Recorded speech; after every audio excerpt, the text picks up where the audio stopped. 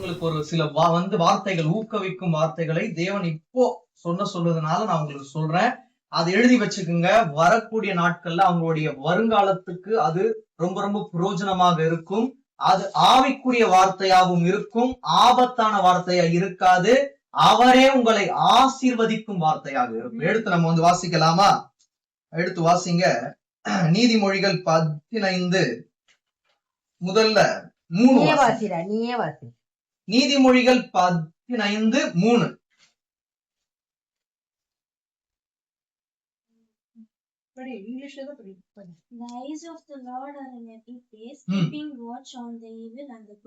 அப்போ தமிழ்ல இருக்கு, கர்த்தரின் கண்கள் எவ்விடத்திலும் இருந்து நல்லோரையும் தீயோரையும் நோக்கி பார்க்கிறது. அப்படின்னா என்ன அர்த்தம்? அவர் யாரையும் விட்டு விலக மாட்டார், யாரையும் அவர் கைவிடுகிற தேவன் அல்ல. நல்லோருக்கும் அவர் மேன்மையான காரியத்தை கொடுப்பாரு, தீயவங்களுக்கும் மேன்மையான காரியத்தை கொடுப்பாரு.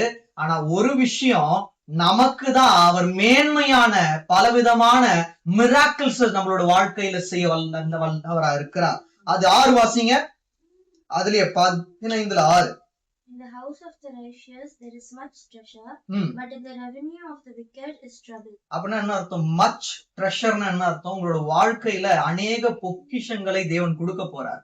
இப்போ நம்ம எல்லாம் யாரு? Righteous in the front of lord அப்படின்னா தேவனுக்கு முன்பாக நீதிமான்களா இருக்கும்.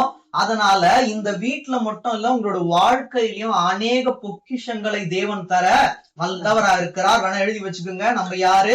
தேவனுக்கு முன்பாக நீதிமான். உங்களுடைய வாழ்க்கை பொக்கிஷமான வாழ்க்கையாக தேவன் மாற்றுவார். பாருங்க, நீதிமானுடைய வீட்டில் அநேக பொக்கிஷம் உண்டு அப்படின்னு என்ன அர்த்தம்? அவர் கொடுக்க போறாரு இல்ல, ஆல்ரெடி இங்க இருக்குன்னு அர்த்தம். இருக்கு அப்படின்னு சொல்றவங்க மாத்திரம் என்ன அந்த பொக்கிஷம்? ஆண்டவராக இயேசு கிறிஸ்து. அவர் மட்டும் தான் அந்த ஒரு பொக்கிஷமா இருக்காரு. அவர் நம்மை கைவிட்டாலும் மிகுந்த இரக்கங்களினால் நம்மை சேர்த்து கொள்ள வல்லவரா இருக்கிறார். அவர் கைவிடுற மாதிரி இருக்கும். அப்படி கைவிட்டு பிடிச்சாதான் அந்த ஒரு நமக்கு தெரியும். கொஞ்ச நேரம் நீங்க விட்டீங்க, எனக்கு பயம் எப்படி இருந்ததுன்னு எனக்கு தான் தெரியும். அதுக்கப்புறம் எனக்கு புடிச்சு தூக்குனீங்க பாத்தீங்களா, எனக்கு உயிர் போயிட்டு உயிர் வந்த மாதிரி இருந்தது. அப்படின்றதுதான் தேவனுக்கு வேணும். உயிர் போகும்படியால தேவன் செய்ய மாட்டாரு, நம்மை தூக்கி எடுக்கும்படியாக செய்வார். ஏன்னா அந்த பொக்கிஷம் நம்ம அன்பான வீட்டுல இருக்கு. அவரே நம்மளோட வாழ்க்கையில் பொக்கிஷமா இருந்து நம்மளோட வாழ்க்கையையும் பொக்கிஷமாக மாற்ற வல்லவரா இருக்கிறார். இப்ப 8 வாசிங்க.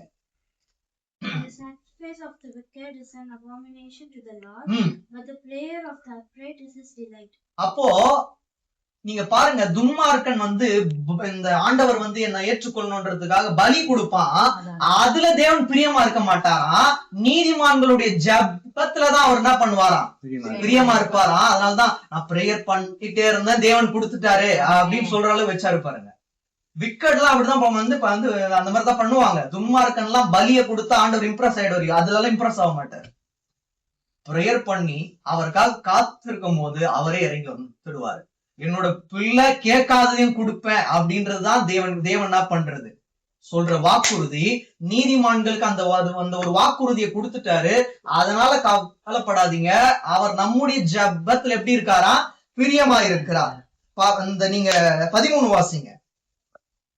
13. A merry heart makes a cheerful countenance, but by sorrow of the heart the spirit is broken. அப்போ எப்படி இருக்கணும்? நீங்க உங்க ஃபேஷியல் எக்ஸ்பிரஷன் எப்படி இருக்கணும்? ஹாப்பினஸ்ல ஓவர்வெல்மிங் ஆகணும். நாங்க பார்க்கும் போதே சேட்னஸ் குள்ள இருந்தாலும் ஹாப்பினஸ் வெளியே இருக்கணும். ஆனா நான் விசுவாசிக்கிறேன், உள்ளுக்குள்ளேயே ஹாப்பினஸ் இருக்கணும், வெளியும் இருக்கணும், இனிமேட்டு இருக்கும். ஹாப்பினஸ்க்கும் ஜாய்ஃபுல்னஸ்க்கும் டிஃபரன்ஸ் இருக்கு. ரெண்டுமே சேம்னுவாங்க. நீங்க பாத்தீங்கன்னா அந்த ஆவிக்குரிய கனிகள்ல அன்பு, சந்தோஷம், இங்கிலீஷ்ல ஜாய்ன்னு இருக்கும். ஹாப்பினஸ் அப்படின்னா ஒரு நாள் சந்தோஷம், ஜாய்ஃபுல்னஸ் அப்படின்னா வாழ்நாள் சந்தோஷம்.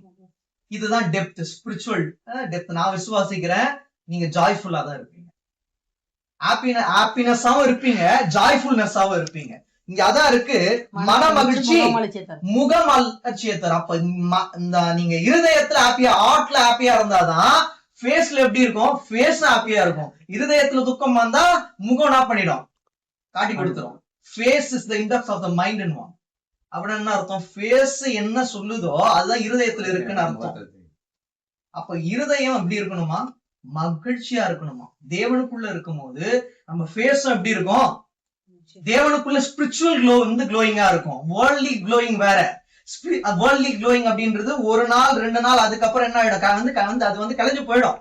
ஆனா ஸ்பிரிச்சுவல் க்ளோயிங் வந்து எவர்லாஸ்டிங்கா இருக்கும். அதனாலதான் மன மகிழ்ச்சி முகம் மலர்ச்சியை தரும், மனோ துக்கத்தினாலே ஆவி முறிந்து போகும். அப்ப ஆவி முறிந்து போக கூடாதுன்னா நீங்க மனதுல துக்கத்தை வச்சிருக்க கூடாது. இப்ப மனதுல ஆண்டவராக இயேசு கிறிஸ்து வரணும். அப்படி வரும்போது நீங்க எப்படி இருப்பீங்க, ஜாய்ஃபுல்லா இருப்பீங்க. இப்ப வந்து 15 வாசிங்க, 15. All the days of the afflicted are evil, but he who is of a mercy heart has a continual feast. என்ன ஃபீஸ்டா?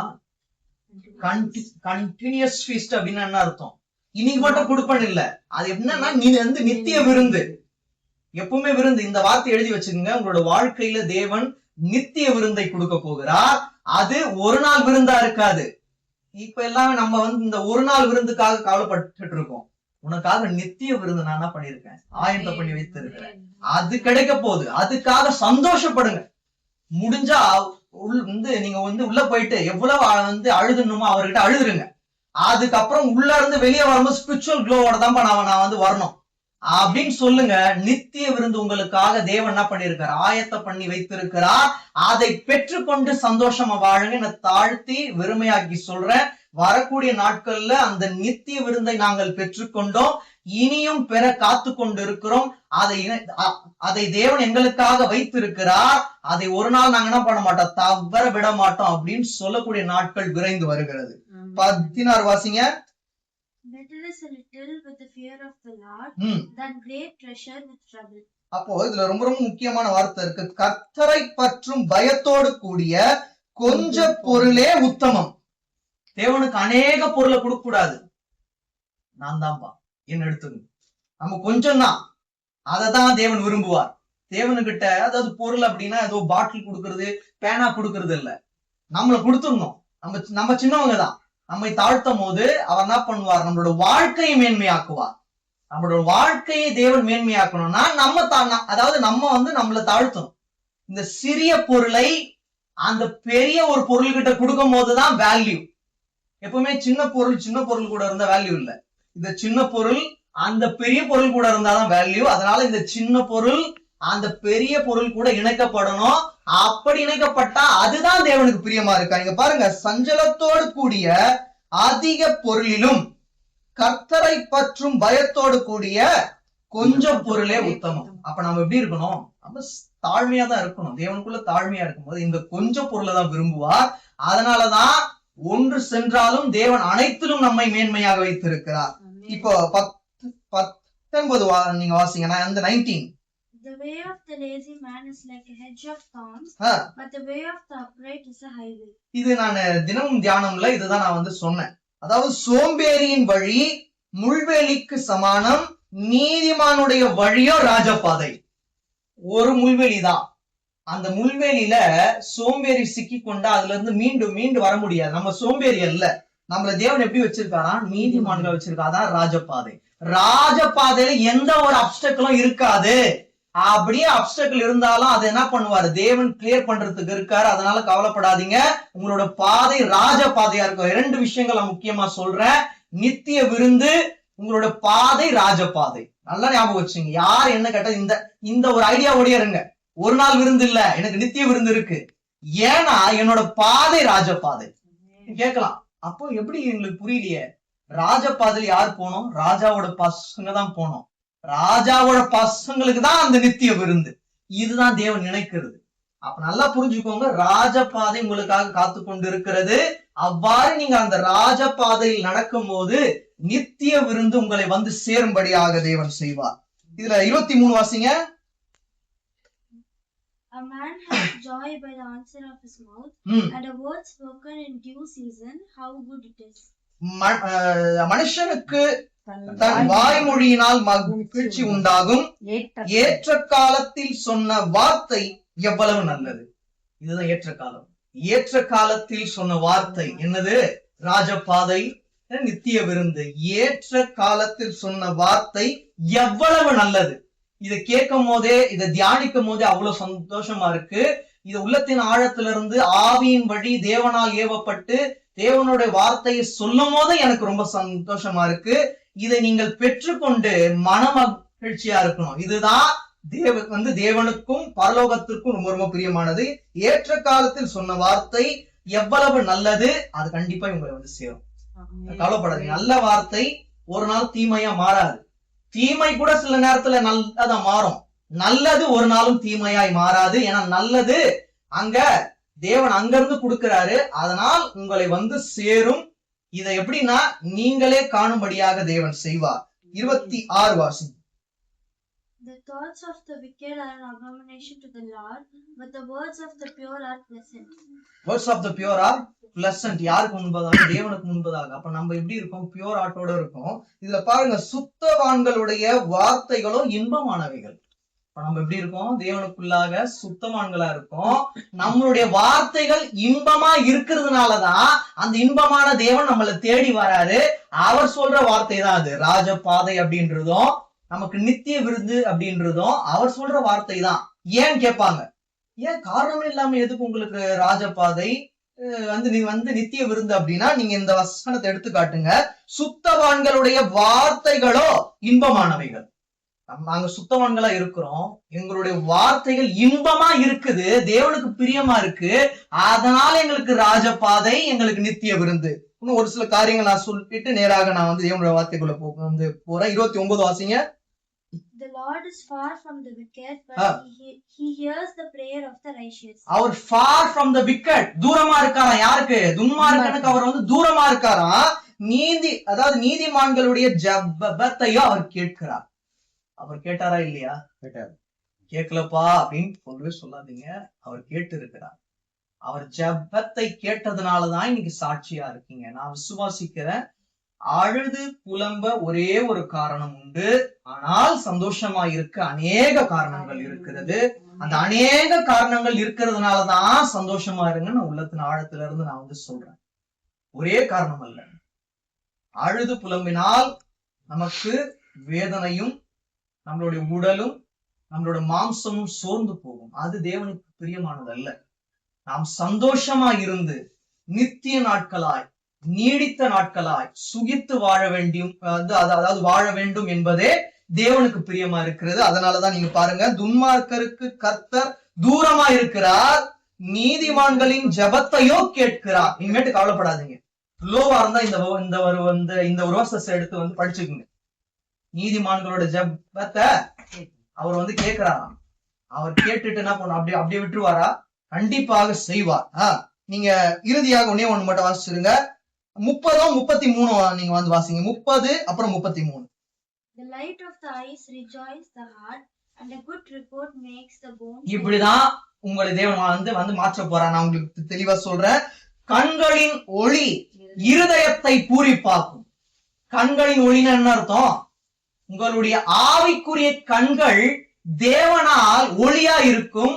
அப்பொழுது உங்களுடைய இருதயத்தை தேவன் பூரிப்பாக்குவார்னா ஓவர் வெல்மிங்கா, ஓவர் ஜாயா இருப்பாங்க பாத்தீங்களா? அதான் பூரிப்பா. அப்படி இருப்பீங்க. சோர்ந்தலா இருக்க மாட்டீங்க. எங்க எல்லாருக்குமே ரொம்ப ரொம்ப ஹாப்பியா இருக்கு, சந்தோஷமா இருக்கு. உங்களுடைய வாழ்க்கையை மாற்ற வேண்டுமானால் அது ஒருவராலதான் முடியும், ஆண்டவராக இயேசு கிறிஸ்து. என்ன நடந்தாலும் நன்றி ஐயா, யார் கைவிட்டாலும் நன்றி ஐயா, நன்றி நன்றி இடைவிடா நன்றி உமக்கு தானே, இணையில்லா தேவன் உமக்கு தானே. என்ன நடந்தாலும் நன்றி, யார் கைவிட்டாலும் நன்றி. ஏன்னா ஒண்ணு தெரியும், நீங்க என் கூட இருப்பீங்க.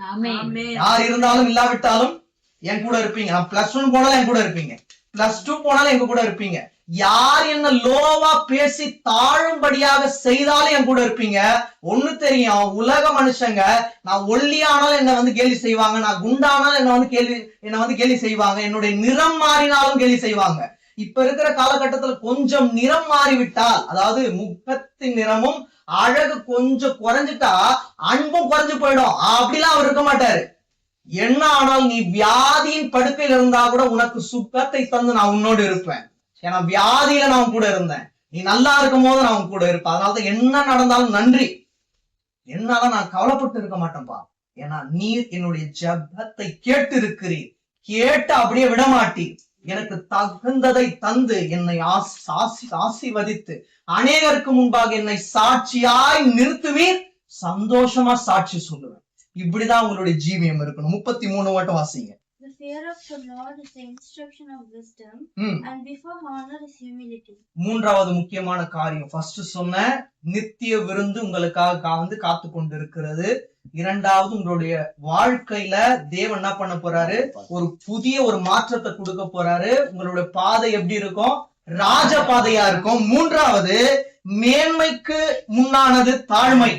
நீங்க தாழ்மையா இருக்கீங்க, தேவன் உங்களுக்கு மேன்மையை கொடுக்க போறாரு. எப்படி எழுதிக்கிறீங்கன்னா, நாங்கள் தாழ்மையா இருப்போம், எங்களுக்கு விரைவில் தேவன் ஒரு மேன்மையை தருவார். இது ரொம்ப ரொம்ப முக்கியம். இந்த 3 காரியங்களை தேவன் உங்ககிட்ட சொல்றதுனால நான் இன்னைக்கு சொன்னேன். இது ஏதோ சும்மா வந்து சொல்லணும் கடமைக்காக அல்ல, இது உங்களோட வாழ்க்கையில் வந்து பலிக்கும்படியாக தேவன் செய்வார்.